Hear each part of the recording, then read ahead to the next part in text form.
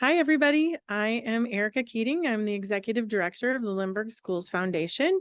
And tonight I'm going to go ahead, Kate, you go ahead and introduce yourself. Hello, and I'm Kate Keegan. I'm the College and Career Counselor at Lindbergh High School. And I will be talking about scholarships. Sorry. No, you're good. We're going to both talk about scholarships. I'll start with talking about, oops, Beth, it says I'm not able to share my screen. Maybe you can help me with that. But I'm going to start talking about the foundation scholarships. And then we'll pause in the middle and we'll try to answer any questions that you might have had about what I talked about. And then Kate is going to talk about all the other types of scholarships. Okay, looks like I can share my screen. Okay, all right. So you should be seeing the foundation logo right now. All right, so let's get us going here. There we go. Let's back up. Okay. So just to start off, I'm going to tell you a tiny bit about the foundation in case if you don't know about us. I feel like a lot of you do, but we have a lot of programs, and three of our big programs are the Alumni Association, Lindbergh Lights the Way, and Lindbergh Retired Educators. And I'm going to touch on each of them because each of them gives scholarships. So the Alumni Association does a lot. They do their trivia night to raise money for scholarships that they give. And then they have a lot that surrounds homecoming with their distinguished alumni awards and events as well. But every year they give thousands in scholarships to our seniors. And since their inception, they've given out over $165,000 in scholarships. And we'll talk more about those in a minute. And then Lindbergh Lights the Way has a lot of different programs that you've probably heard about. And you've all helped because this Lindbergh community is amazing. So you can see on the screen just a few of their different programs, and they also give out 2 $500 scholarships each year to seniors. And then Lindbergh Retired Educators is also one of our committees, and they raise funds for Angels Arms, but they also raise their funds for their scholarships as well.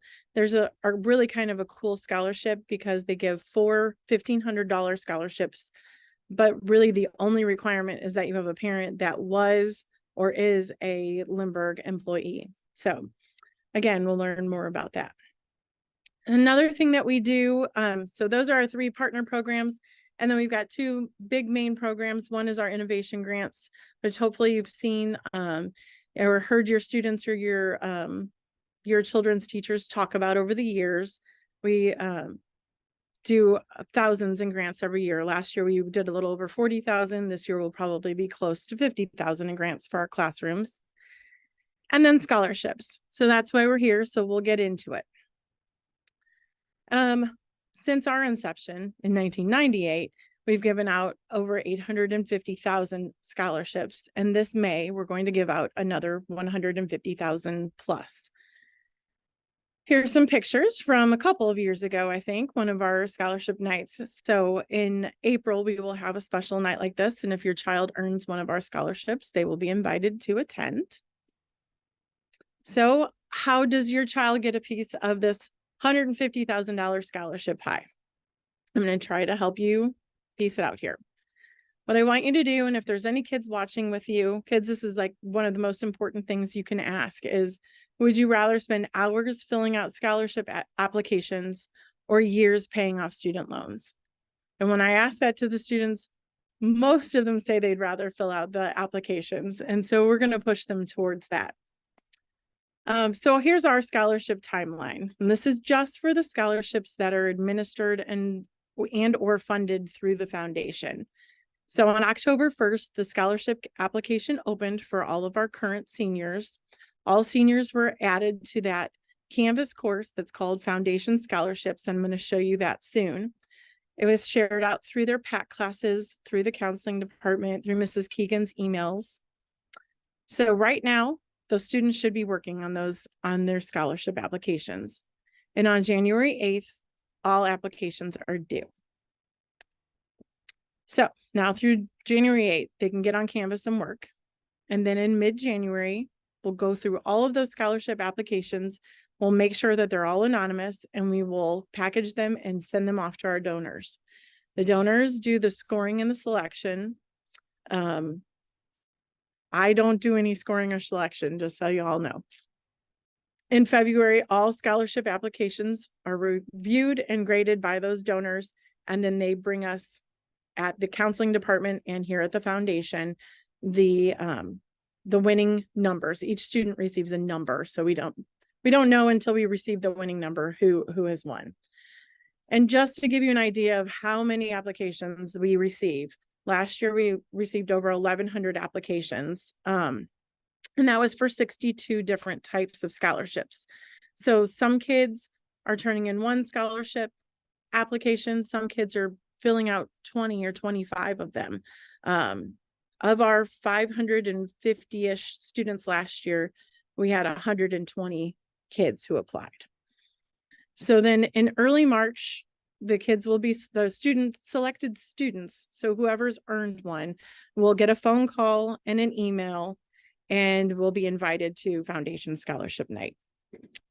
And then on Wednesday, April 3rd, sorry, I don't have a space there on my slide, that we will have Senior Awards Night at the auditorium. The kids will receive their awards and checks that night. They won't know until they're on stage that night what scholarship they have earned, or if they've earned 1 or 2, or sometimes even 3.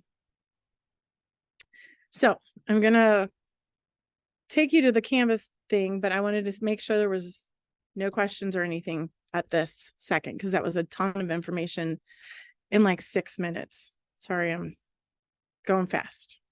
Okay, I don't see anything, but if something comes up, let me know. So I'm going to hop to the Canvas page, and let's go to, thought I could go into student view. Let's see here. Student view. So first, yes, when you're on the dashboard, your students should see right here, Foundation Scholarships, when they're on their Canvas dashboard. And if they don't, there should be something up at the top here that says they've been invited to the course.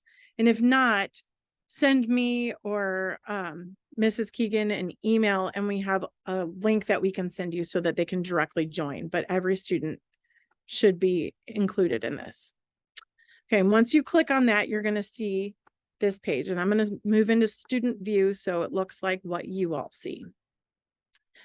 So again, 3 main buttons here. We're trying to make it as simple as possible. The kiddos are going to click here to start. And when you do that, it takes you to your modules, and you're going to start exactly where it says at number 1A. You'll start at this piece. It's a general information part. All applicants must complete it. You'll click this form and make a copy for yourself. And what I've encouraged kids to do, and I did a how-to video that everybody should have seen in their PAC classes. I hope. If not, we have it also linked on our website, is when they make these copies, rename it your name and make a folder that says scholarship application materials, and automatically save everything you're working on into that folder. And I'll just give you a real quick overview, because this is where your student needs to start. They need to email Kristen, Andrea, or Kate to get a scholarship ID number. And once they have it, say their scholarship ID number is 1234. You'll put it there and here, and then it shows up on all your pages and what you're working on. Most of these questions are very straightforward. If you have any questions, you can always reach out to me. You're going to just make sure that your student fills out every single piece. Okay. Once they've filled it all out, then they're going to submit it just like they do an assignment when they're working in Canvas on their homework. Okay. And then once that piece is done, okay. Yes. Somebody's asking if it'll be available as a recording. And yes, it will.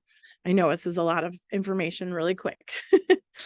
So once that is finished, this is the other really most important piece that I wanted to tell you guys today, is click on the scholarship eligibility and click on this link that shows everything that's available. Again, make a copy for yourself. Okay. And once you're in this, every single scholarship that we have listed here with the criteria below it so that you can see very quickly whether or not this applies to you.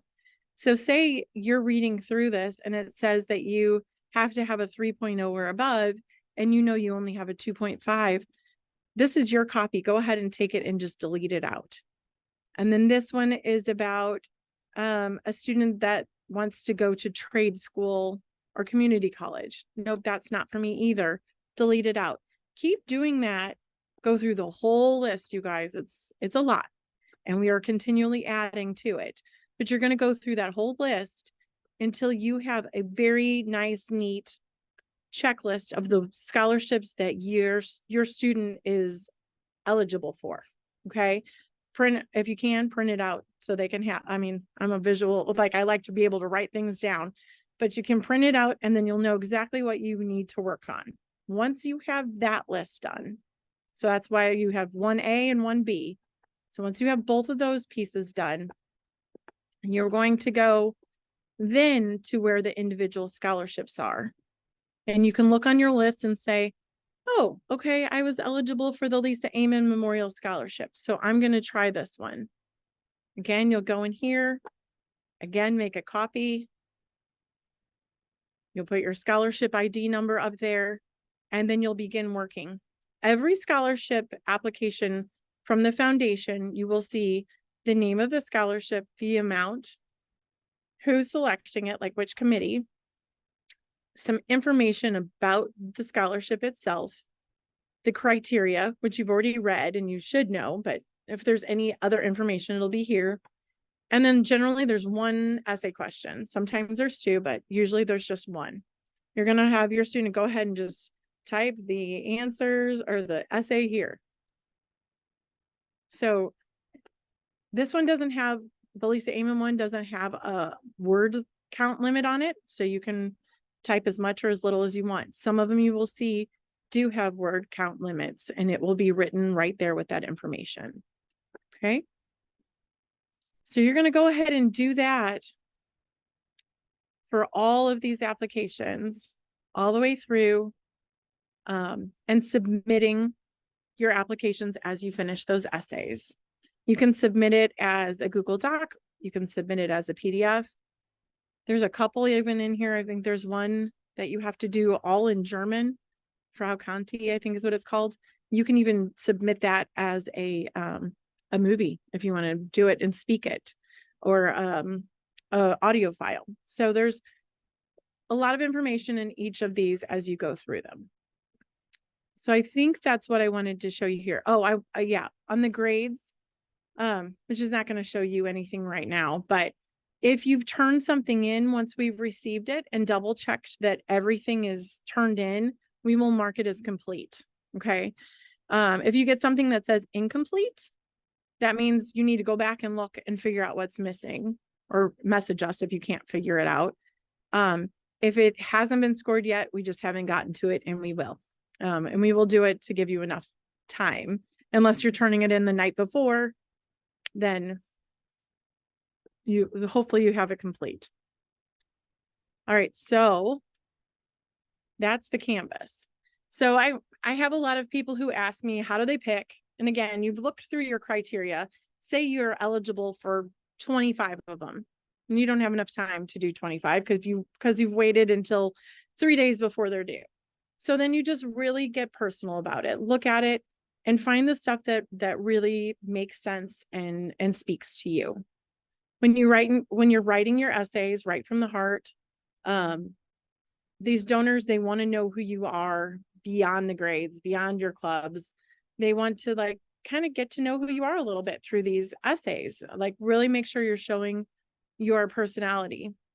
And a good tip that I was given, and I don't remember who, but it was 3 or 4 years ago, is if you've got a word count limit, say of 250 words, don't use up half of that word count limit with a quote.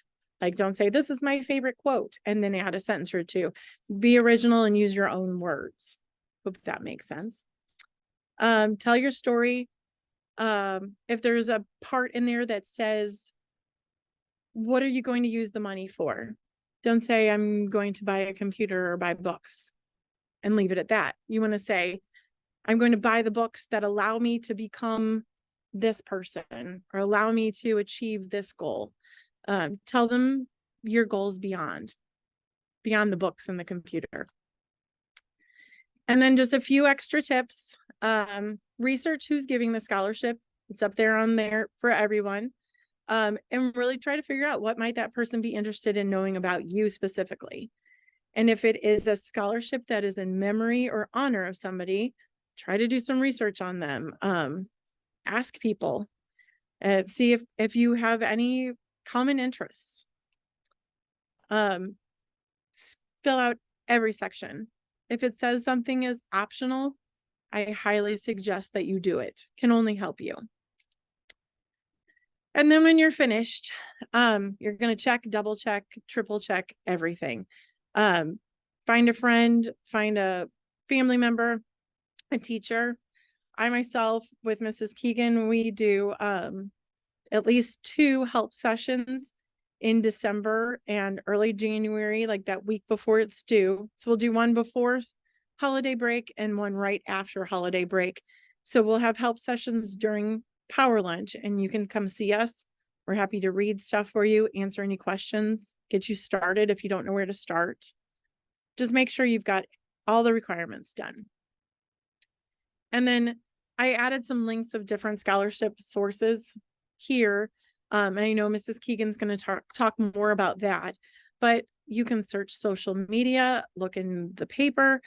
If your kids have jobs, have them ask their employers. There's a lot of different opportunities out there. You just have to do a little bit of digging and you might be really surprised. And then your best source for other scholarships will be Mrs. Keegan. So I'm going to pause here because that's the end of the foundation information on scholarships and see if anybody has any questions for me before we move into talking to Kate.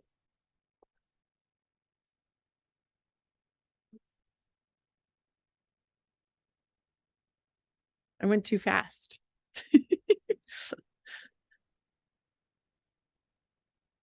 The foundation's website is Lindbergh Schools Foundation.org.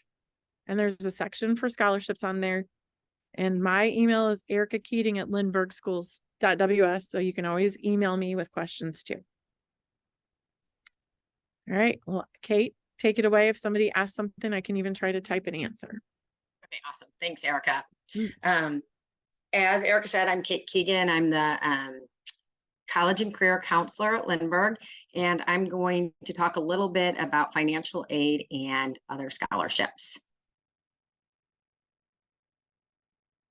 First thing that I'd like to talk about is applying for financial aid. So for those of you that have done the FAFSA in the last few years, things have completely changed. So what the FAFSA is, it's the way of applying for need-based financial aid. It stands for Free Application for Federal Student Aid. This is how you apply for grants, which is money that you don't need to pay back, loans, federal issued loans, which tend to have the lower interest rates, and then also work study, where you can work at the university where you'll be attending, and that money is paid by the government and can go towards your tuition. You're also applying for state government grant money if you stay in state. And you list your prospective colleges on the FAFSA, and the information from the FAFSA is then sent to those colleges. So the colleges know what you're receiving, if anything, from federal and state. And then the colleges will then come up with an amount of financial aid based on that information. The big thing you need to know for this year is that it typically open on October 1st of student senior years. This year, it is not open yet. We keep hearing that it's going to open sometime in December of 2023 for the class of 2024, but we don't have an exact date. And I'll talk a little bit more about that in the next slide. So things are changing. for financial aid since the FAFSA is not open. Some schools require something called the CSS profile. And if schools do require that, you will know once you apply that this is something that they are going to require. It's really just a deeper dive into your finances. And for schools that do require the CSS profile, the deadline for that is going to be probably November 15th or December 1st, because they want to get a good idea of what your financial aid package will be, if any, since the FAFSA is not available at this time. Other things that you want to pay attention for with colleges and financial aid, some schools are going to have school-specific financial aid forms. So those are things that you can always find on a college's website, or if you have any questions, you can call the financial aid department at any of the schools where you're interested or you have applied to, or you can always ask me and I can help out. So what you need to know about the new FAFSA, excuse me. The form is supposed to be shorter, so that's exciting for people that have done this before. It's going to be required that you do the transfer of the tax data from the IRS. So that's going to be the only option. I don't have a lot of details on that. What was formerly called the EFC, or expected family contribution, that number that the federal government said that a family could pay for college education, is now going to be called the SAI, Student Aid Index. So that's just a term that you're going to want to be familiar with. One thing that people aren't too excited about, families with multiple children in college will no longer get a break. So that's something that you do want to keep in mind. One thing that I do want to stress, you can register for your FSA ID now, so you are prepared to complete the FAFSA when the application opens. I have it linked here, and we can send these slides out. This FSA ID essentially is your username and password for your FAFSA. It is super important to hang on to this FSA ID, as you will need it every year that you complete the FAFSA. If you have multiple children, then when you apply to the FAFSA for them, in future years, you'll use that same FSA ID. The student needs an FSA ID, and parent or parents need the FSA ID. There are changes for divorced families or two household families, and we're not really sure what that means. If both parents are going to need one, or if only one. So that's all still up in the air. So at least one parent have your FSA ID created, and the student. Any questions about the FAFSA? Like I said, there's not a whole lot of information out there. And if at the end of these slides, I do have some links that will be helpful in understanding the FAFSA better. But if you have any questions, I can try to answer them for you. Let's see.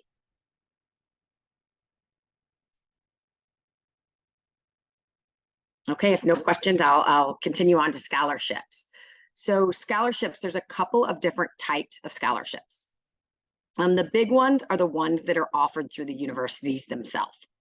So one type is merit-based scholarships. These are based on grades and or ACT or SAT scores.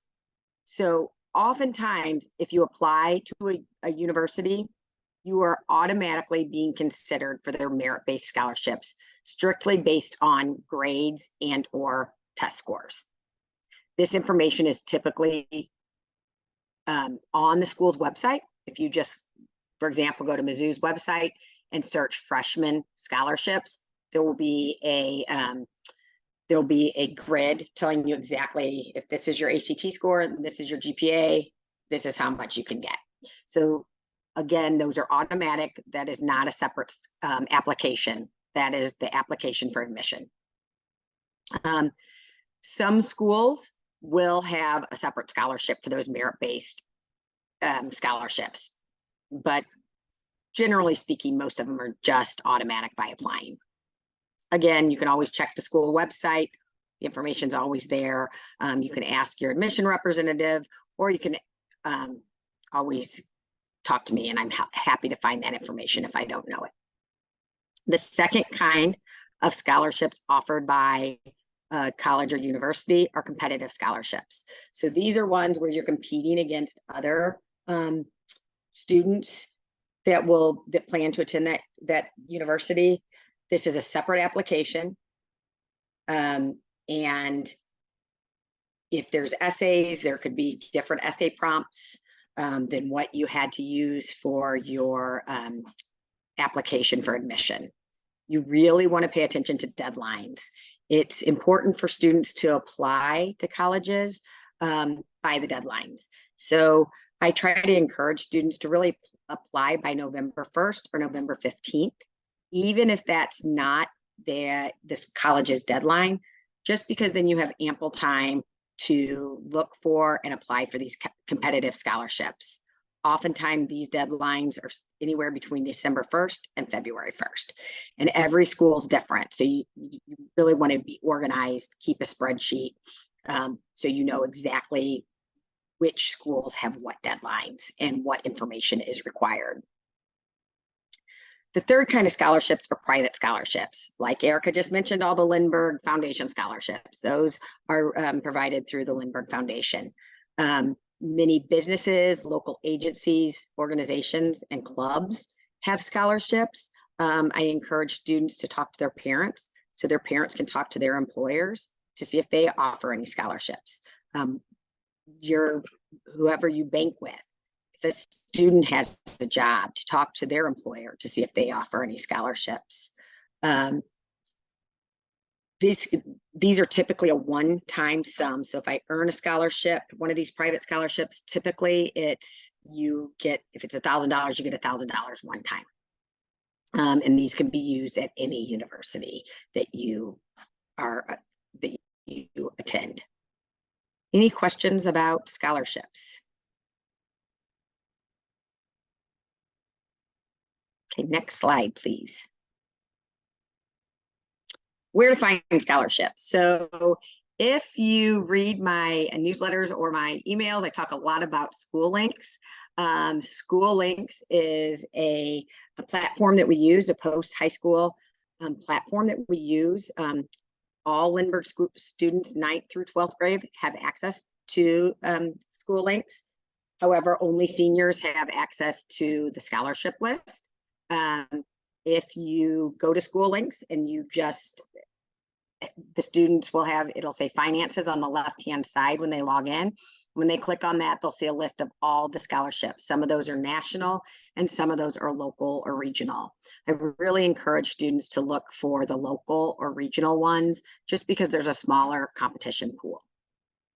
I already mentioned those two things. Another thing I'd like to have students be aware of are these other scholarship databases, and I've linked a couple here. I'd really like to highlight St. Louis Graduates. This is an organization, it's a non-for-profit that they provide scholarships for only St. Louis area students. So actually St. Louis Graduates and the Scholarship Foundation work together. So you can click on either of those links for information about their scholarships and the application for their scholarships. But it's a great organization and a great resource for scholarships. And then I also put one for anybody that is first in their family to attend college. There's a website that offers some great scholarships for first generation college students. Just some tips to some tips for scholarships. Don't pay for anything. If a scholarship is asking for you to pay, you don't want to pay to save money. So it's probably not a legitimate scholarship. And like I said before, local scholarships are always your best bet. There's a smaller pool of students that you're competing against, so a better chance of getting those scholarships. And then again, stay organized, have a spreadsheet, a folder, keep all your passwords and deadlines available to you. Passwords is a big one. When it's time to apply for college scholarships, so many things need passwords, and a lot of them are unique to that that organization or wherever you're trying to get on, so that it's not always the same password that you can use. So make sure you write these down. It's really important so you don't spend so much time resetting your password or searching for it. So really just stay organized. This is a senior year is a big year. It's exciting, but it's also, there's a lot going on and a lot of information.